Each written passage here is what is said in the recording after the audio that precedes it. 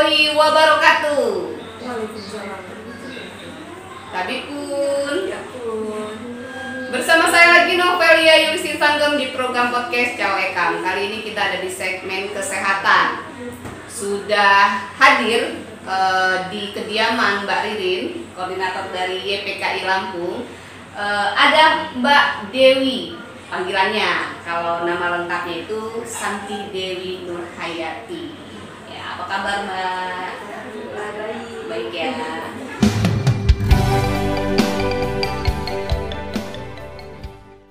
Beliau sedang menderita didiagnosa stadium 2 lanjut kanker otak.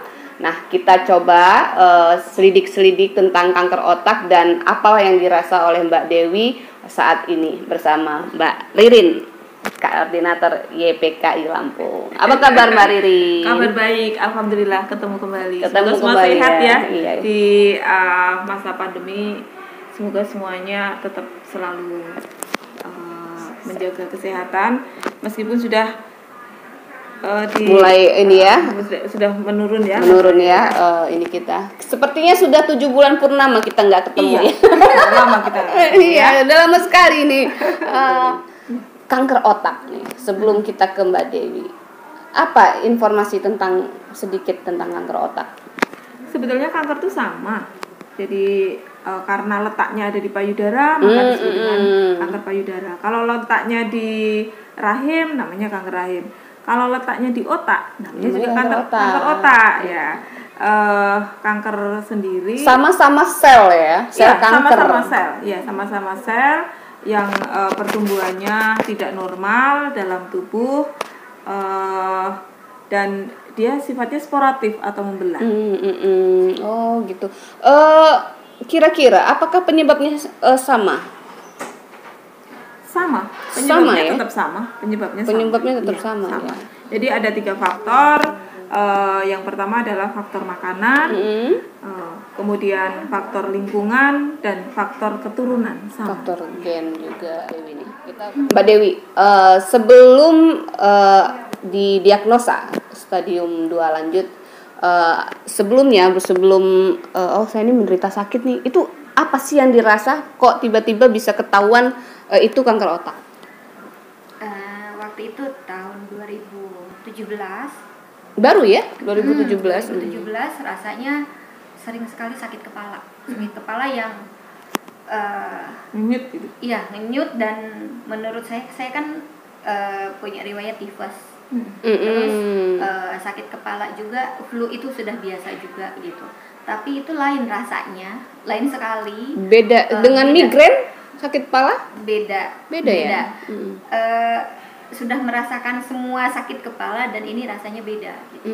Jadi kan kayak vertigo beda lagi, flu biasa beda lagi. Kalau ini yang saya rasakan awal-awal sih berpikirnya ini flu biasa atau tifus atau apa gitu kan, karena memang sakitnya sama. Ketika sakit kepala semua badan rasanya sakit, nyeri sendi itu.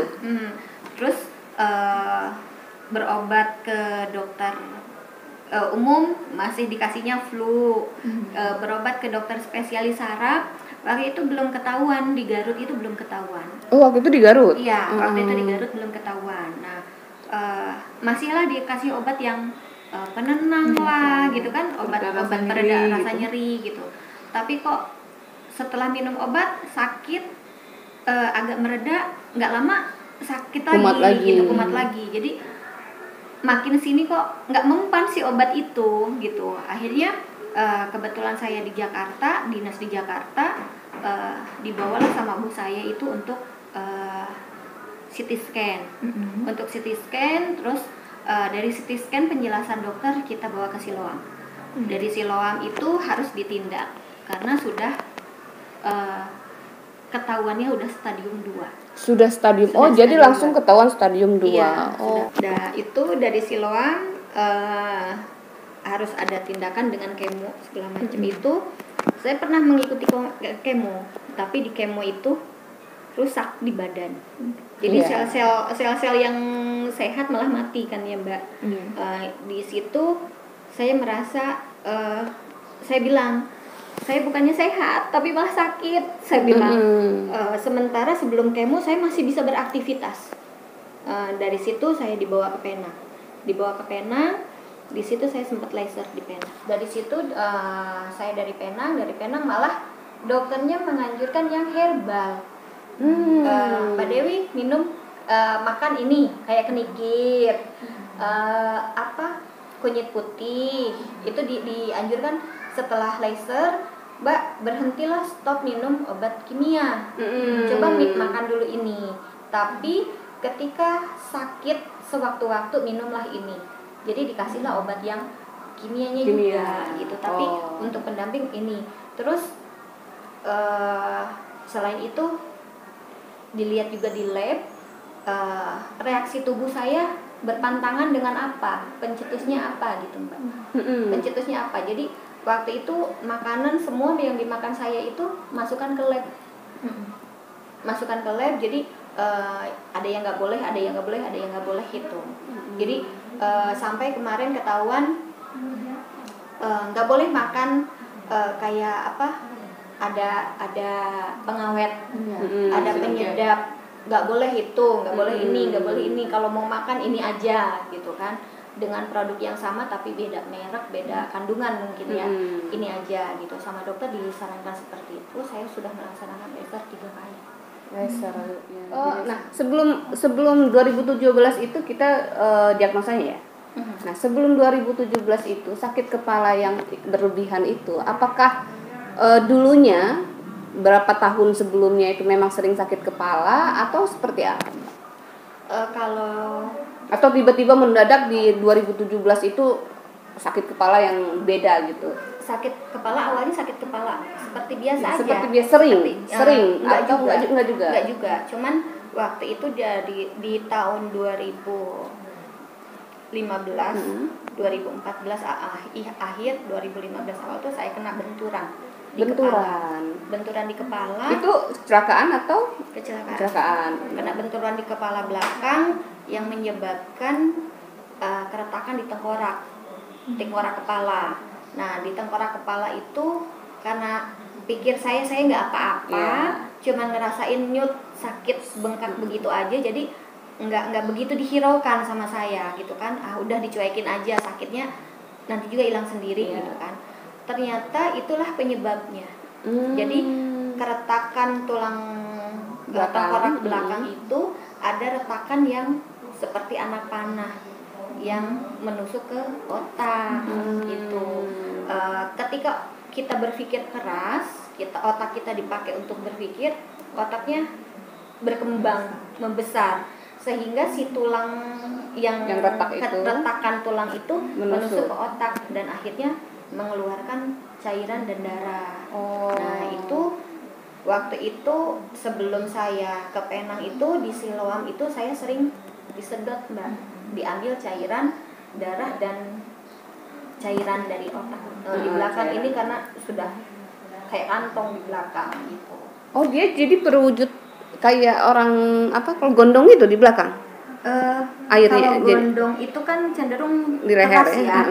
Kalau ini kayak kesundut rokok itu loh.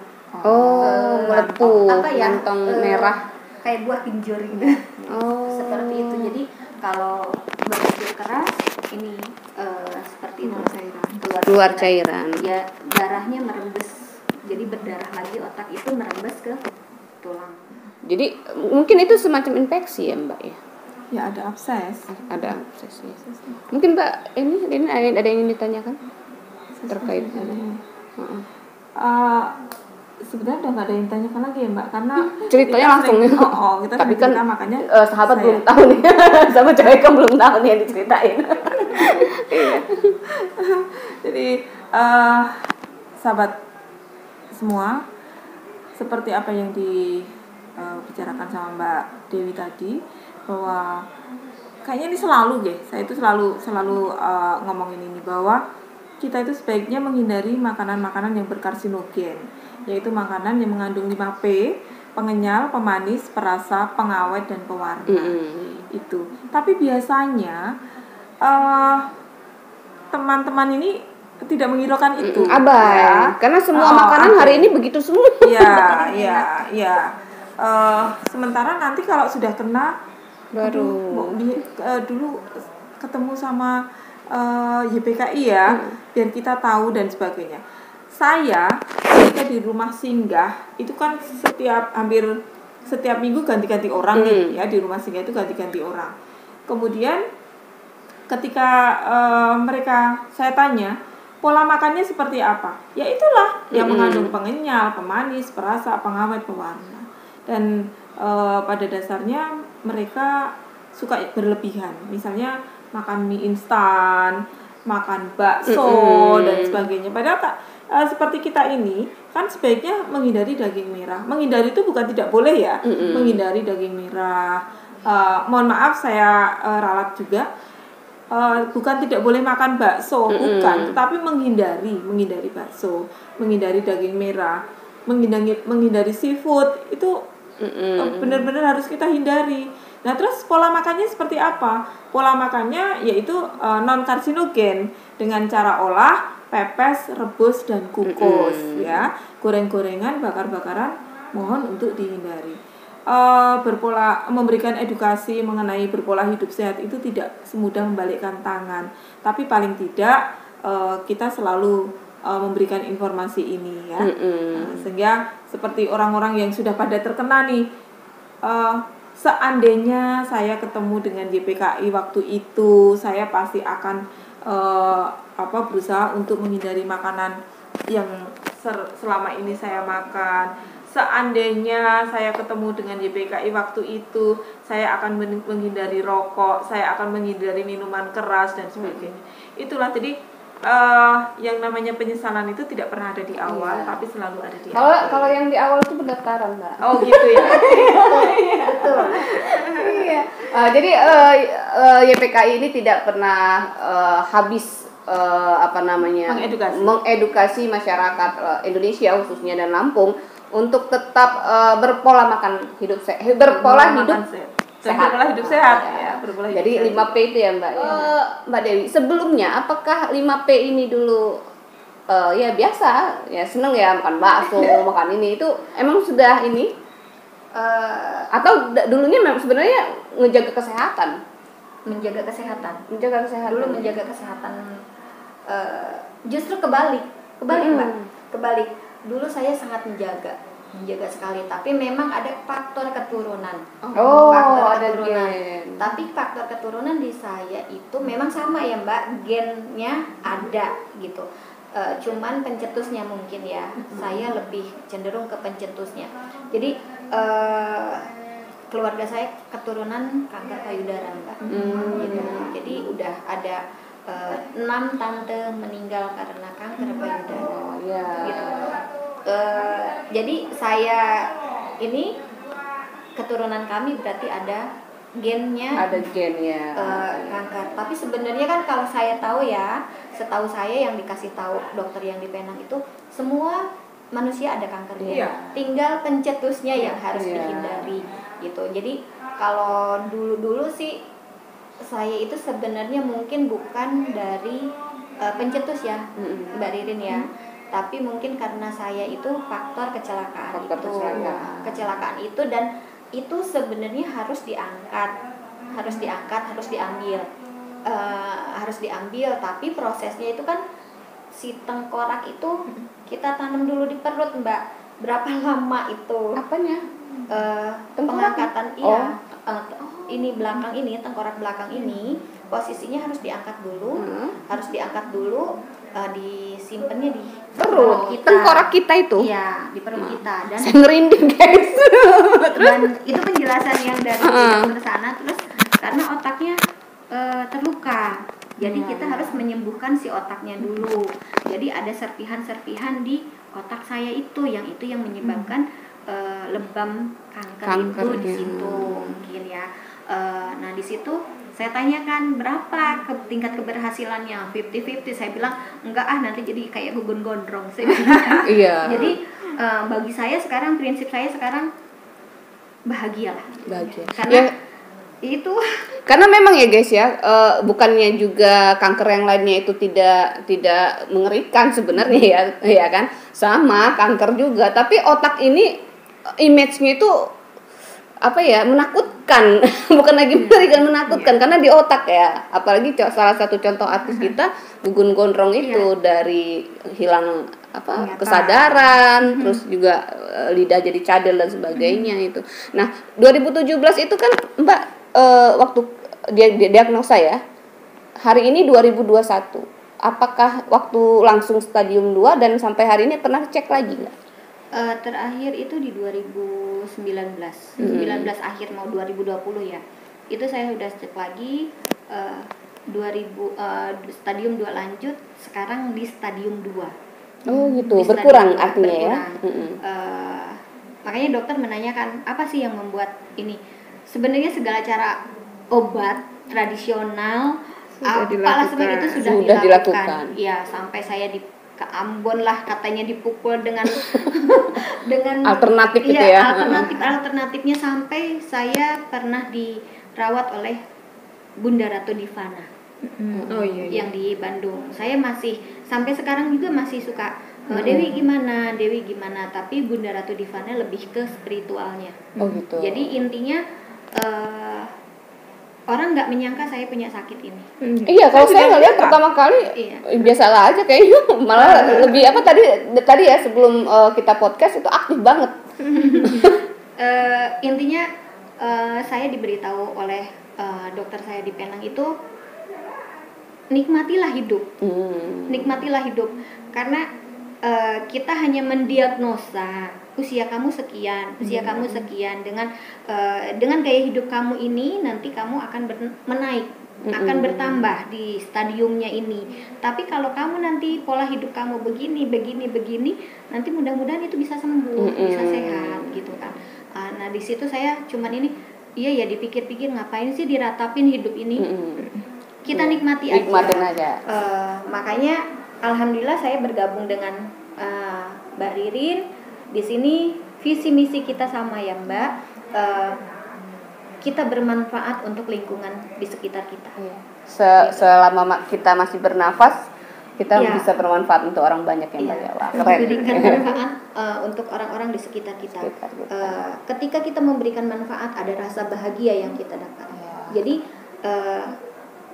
manfaat itu tidak berupa uang aja, tapi dengan ilmu, dengan sharing, berbagi ilmu ya, dengan sharing-sharing segala macam, mendengarkan keluh kesah dari teman-teman, memberikan solusi, itu adalah bentuk dari kita untuk berbakti kepada teman-teman sekitar. Alhamdulillah teman-teman pun tambah sini tambah banyak, tambah banyak teman-teman yang merapat ke kita, bergabung ke kita. Itulah yang saya harapkan, kita selalu menjadi partner yang baik, bahagia dan memberi manfaat kepada orang-orang sekitar. Ya Mbak, amin. Semoga hidupnya bermanfaat. Nah sebelum itu Mbak kan cerita tadi dari Garut ya, artinya di Lampung baru? Di Lampung saya dari 2001. 2001. Cuma berobat di Garut. 2001, 2015 saya dapat dinas di Garut. Oh, dinas. Dapat dinas di Garut sampai 2019 akhir. 2018 akhir 2019 saya masih di Garut. 2019 awal saya ada di Lampung lagi. Oh, gitu. Apa nih pekerjaan kita, aktivitas? Saya tenaga ahli di CSR PLN Pusat. Oh, coba sebelum Mbak survive nih, oh iya ngapain gue ngeratapin gitu. Hidup juga semua orang pasti akan ujungnya pasti ke sana kan ya, pasti ujungnya ke sana. Tapi sebelumnya itu didiagnosa, perasaan Mbak itu apa sih? Ya kan pasti kaget ya. Kan kanker gitu kan. Sesuatu yang ya sakit seperti apa Mbak? Kaget sih enggak kaget ya. Kaget sih enggak, cuman ada meneteskan air mata. Jadi oh ini giliran saya gitu kan, karena saya bercermin pada tante-tante. Oh jadi ketika itu karena sudah ada contoh banyak contoh. Iya, jadi ini giliran saya bercermin sama tante hanya bertahan paling lama 3 tahun. Karena tante bandel, istilahnya nggak boleh makan ini dimakan, nggak boleh, ketika makan ini harus minum obat ini, terus berikan keyakinan ketika makan. Saya masih suka makan daging merah ya Mbak, sesekali. Tapi dalam hati saya selalu, sudah, ini jadi obat. Ini jadi obat. Dan saya pun tidak luput untuk meminum obat yang diberikan sama dokter. Jadi dokter pun tidak kamu kalau pengen sehat ya harus mengikuti aturan. Tapi kamu manusia biasa. Ketika kamu ingin sekali itu makan, tapi jangan sering-sering. Nah, inilah obatnya ketika kamu sebelum atau sesudah makan itu.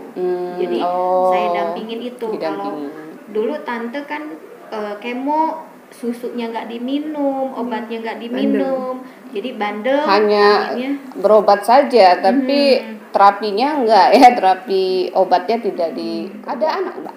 Ada. Umur? Yang paling besar semester 5. Wah, artinya setelah punya anak ya, iya. Kita dapat. Gimana tuh perasaan awal-awalnya? Kan biasanya kalau ibu ini bukan kematiannya yang ditakutkan, tapi meninggalkan yang disayang itu yang. Iya. Makanya itulah yang saya bilang, nikmatilah hidup, berbahagialah. Jadi di sisa hidup saya jangan dipakai dengan yang tidak bermanfaat. Waktu yang sempit ini bagi saya, nikmati semuanya. Apakah dokter sudah memberikan informasi tentang waktu? Enggak ya? Cuman kan namanya kanker selalu ya, istilahnya jarang juga. Ria Irawan yang di notabennya sudah negatif, ternyata tetap lebih cepat menghadapnya karena timbul lagi sel kankernya. Jadi saya sekarang berpikirnya seolah-olah mau mati besok gitu, Jadi waktu itu dimanfaatkan sebaik mungkin, dengan teman-teman yang baik, dengan lingkungan yang baik, dengan keluarga yang baik. Kira-kira yang tidak bermanfaat, lebih baik kita mundur, pergi menjauh, tapi kita tidak jadi jelek. Mbak Ririn, proses dari yang dilakukan Mbak Dewi kan dia nggak mau kemo nih, tapi dia langsung di laser ya. Itu seperti apa? Kan memang kalau kemo pasti merusak. Aku kemo dulu 3 kali. Dan di situ aku merasakan yang sakit ininya kebakar, terus beruntus, rambutku habis ya, Mbak. Habis. Rambutku sampai sekarang nggak bisa tumbuh lagi, habis itulah. Jadi nggak bisa tumbuh. Tinggal sisa-sisa rambutnya. Enggak. Kalau Mbak siapa yang kemarin yang payudara tumbuh ya? Ini nggak tumbuh Mbak? Iya, tinggal segini lah. Iya, maksudnya iya. Biasanya kan rontok terus tumbuh lagi seperti itu enggak ya? Itu sinar. Sinar ya. Itu kayak mana Mbak? Apakah memang pilihan juga ya buat pasien? Jadi gini, saya ketemu Teh Dewi ini, memang beliau sudah terkena. Beliau juga tidak pernah cerita dengan saya, tapi ketika tahu saya aktivis atau pendamping kanker vektor, kemudian dia cerita gitu, beliau cerita, terus saya juga tidak berani bertanya-tanya. Saya tahu banyak itu justru di sini gitu ya. Kemudian kalau beliau tadi mengatakan sudah ke dokter, kemudian begini sampai ke Penang, kemudian begini, ya artinya itu sudah memang itu seperti itu. Ya prosesnya memang seperti itu, dan saya yakin dokter pasti memberikan informasi yang terbaik, memberikan tindakan yang terbaik. Kalau itu sudah dirolkan sama dokter, ya ikuti kata dokter ya. Nah, tetapi ternyata di masyarakat umum itu kalau terkena penyakit itu justru maaf nih ke alternatif. Ya, artinya ke dukun misalnya ya. Kemudian dipencet lah itulah. Nah, padahal yang namanya sel kanker itu sifatnya sporatif, membelah. Begitu sudah ada lubang, artinya cepat banget kan dia ke sana. Menyebarnya kan cepat. Maka saya selalu menyampaikan bahwa operasi itu tidak menjamin seseorang sembuh dari kanker ya. Mungkin saatnya masyarakat, terutama masyarakat Indonesia itu kembali ke herbal, kembali ke alam ya, kembali ke alam. Nah, ternyata herbal ini memang sangat luar biasa ya, sangat luar biasa. Jadi kalau memang mau mencegah, menghambat dan menidurkan sel kanker, bermulalah dari herbal. Bermulalah dari herbal. Kemudian bagi yang sudah terkena itu tetap pendampingan. Seperti kata Teh Dewi tadi ya. Tetap ini boleh, monggo namanya manusia makan ini. Tetapi ini ada obatnya loh. Nah, terus kalau herbal itu kan sifatnya memang tidak kemudian spontan. Kalau herbal itu sifatnya lama. Jadi memang harus kita ikuti itu. Nah, seperti yang sudah ya, kami kan saya terutama selalu memberikan informasi bahwa di Yayasan Peduli Kanker Indonesia misalnya ya, itu kami menyediakan yang namanya imunoterapi. Imunoterapi itu untuk mencegah, menghambat dan menidurkan sel kanker. Nah, dia bentuknya sudah ekstrak ya, sudah ekstrak, bukan kok harus rebus lembar daun sekian sudah tidak usah repotin lagi ya. Iya, tidak ngerepotin lagi. Nah, mungkin teman-teman yang mau mencegah silahkan, nanti ada ada cara-caranya sendiri. Kemudian teman-teman yang sudah terkena itu seperti apa, teman-teman yang sudah stadium lanjut seperti apa, itu akan kita bantu untuk konsumsinya ya. Ibarat sedia payung sebelum hujan ya guys ya. Gitu. Nah, walaupun sudah hujan juga bisa pakai payung itu. Benar. Menidurkan tadi ya. Karena estimasinya untuk mencegah itu 3 tahun. 3 tahun. Dalam satu cup itu ada satu cup ya, seperti yang sering saya ini. Kemudian bagi teman-teman yang mau deteksi dini, Yayasan Peduli Kanker Indonesia memberikan informasi, memberikan peluang kepada teman-teman untuk bisa melakukan deteksi dini di sini ya, di sini. Kemudian kalau misalnya saya terkena nih, misalnya dideteksi kemudian saya terkena nih, harus bagaimana nih? Nanti akan kita arahkan.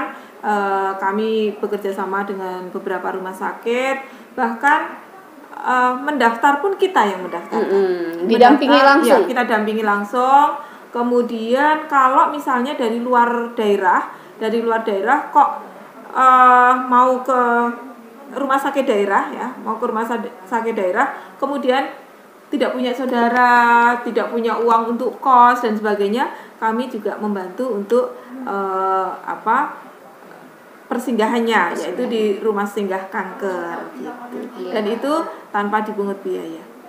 Keren kan guys ya. Nanti untuk kontak Mbak Ririn atau untuk kontaknya nanti yang kemana nih, mau ke alamat mana nih, saya mau cek dini ya, cek dini kanker, nanti kita tulis di deskripsi guys, cek videonya di bawah ya.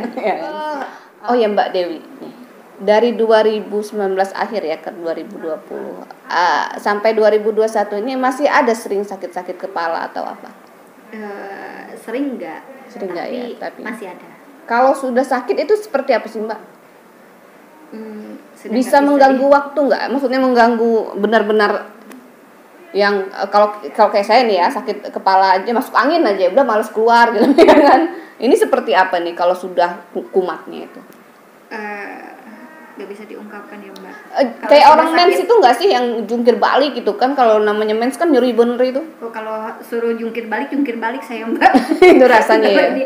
Kalau bisa teriak saya teriak, tapi itu yang saya dibimbing kalau ketika sakit itu kita matikan lampu dalam kesunyian, berserah diri sama Allah, menataplah pada Allah. Jadi disitulah kita pasrah kan. Istilahnya sakit sekali luar biasa, sampai rasa sakit itu sudah tidak bisa berkata-kata, cuman meneteskan air mata. Sudah nggak tahu lagi apa gitu, jadi tinggal menetesin air mata aja ya Mbak ya. Ini keluarga nggak tahu, suami dan anak-anak nggak tahu. Jadi ketika saya sakit, mereka hanya bisa ibu berdoa aja, ngumpul ngebelai saya, menenangkan saya, mereka nangis, itulah jadi motivasi saya. Saya masih dibutuhkan untuk anak-anak, saya masih dibutuhkan oleh suami. Dari situ saya dan dibutuhkan masyarakat. Amin. Dari situ saya ada harus kuat lawan rasa sakit ini gitu. Dokter Penang itu menyarankan apa nih? Mungkin sahabat cowok Ekam juga ingin tahu nih, makanan herbal tadi yang dibilang Mbak Dewi tadi apa sih? Ada kenikir apa? Iya. Apa itu kenikir itu? Kenikir apa ya kalau sintrong? Siring. Sintrong. Daun. Iya. Daun sintrong. Iya, kalau bunganya sering dipakai untuk ekraf. Daun sintrong lalap tuh. Lalap itu kayak gede-gede itu kan? Kenikir itulah kenikir. Ini nih. Ini daun siring tuh. Ini daun kenikir. Suka dipakai lalap. Nanti kita cek ya guys ya di Google, nanti kita compare videonya. Lalu daun kenikir yang jadi pel itu diantaranya itu kunyit putih. Kunyit putih itu yang untuk lalap itu juga ya kalau nggak salah ya Mbak ya. Kalau di sini kita dilalap kalau orang Menggala. Iya. Kan ya. Iya, kalau di lalapan di seruit ada. Kunyit putih. Jadi itulah yang disarankan oleh dokter, perbanyaklah. Apakah itu hanya untuk otak atau semua kanker? Semua kanker. Mbak Ririn. Baik, jadi teman-teman saya tambahkan ya, karena ini memang sangat menginspirasi saya. Jadi setiap orang tidak pernah ngerti kalau Mbak Dewi ini sakit, karena orangnya memang sangat luar biasa, dia lincah, koneksinya sangat luar biasa. Nah, beliau itu bermitra dengan saya di UMKM ya Mbak, di UMKM. Jadi kami bersama-sama untuk bisa membesarkan masyarakat ya, masyarakat UMKM terutama untuk naik kelas ya, untuk naik kelas dan mandiri. Nah, kami bersama-sama Mbak Dewi ini, dan ternyata ketika dalam perjalanan ya, kami selalu bersama ke daerah dan sebagainya, beliau nyoper sendiri ya. Masih kuat ya? Iya. Lebih kuat malah dari saya yang nggak sakit. Udah pakai mobil saya saja gitu ya. Dia pakai kalau mobil saya kan pendek. Udah pakai mobil saya, dia nyopir sendiri. Kalau akhir-akhir ini masih ada Mas Hendri, karena Mas Hendri lagi di sini. Kalau enggak beliau nyopir sendiri. Nah, jadi teman-teman, kanker bukan sebuah akhir ya. Kanker bukan sebuah akhir. Kita manusia itu harus selalu berusaha, harus selalu ikhtiar.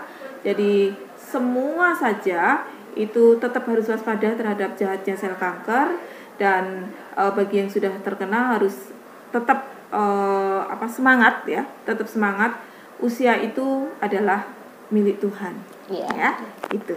Oke. Ya, jadi kalau kata Mbak Dewi tadi bahwa dokter itu hanya mendiagnosa, memberikan perkiraan waktu, kan ada yang bilang 3 tahun lagi, 4 tahun, itu hanya waktu. Yang menentukan tetap Tuhan, dan kita yang berusaha untuk sehat, hidup sehat ya. Kalau nggak boleh 5P, jangan dulu 5P. Yang terpenting memang kita setelah menua ya, ini kita akan menua. Ternyata memang kita harus selalu berpikir positif ya.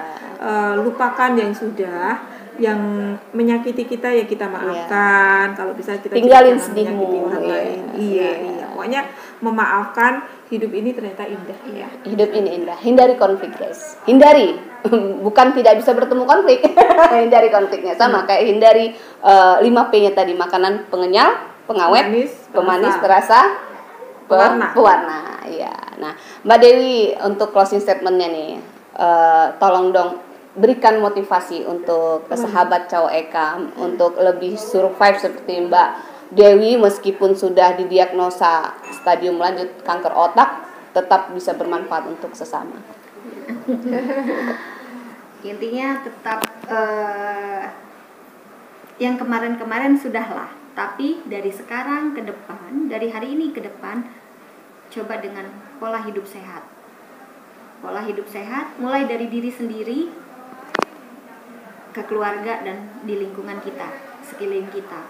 Terus gak ada obat sebenarnya yang bisa menyembuhkan ini, tapi obatnya ada pada diri kita. Bahagia. Alhamdulillah dengan rasa syukur maka saya berbahagia. Dari bahagia itu dari stadium 2 lanjut menjadi stadium 2. Stadium 2. Insya Allah, alhamdulillah ya. Mungkin mudah-mudahan hilang. Amin. Ya Rabbal. Mungkin ada closing statement kita? Baik, seperti biasa teman-teman. Jadi kanker bukan sebuah akhir.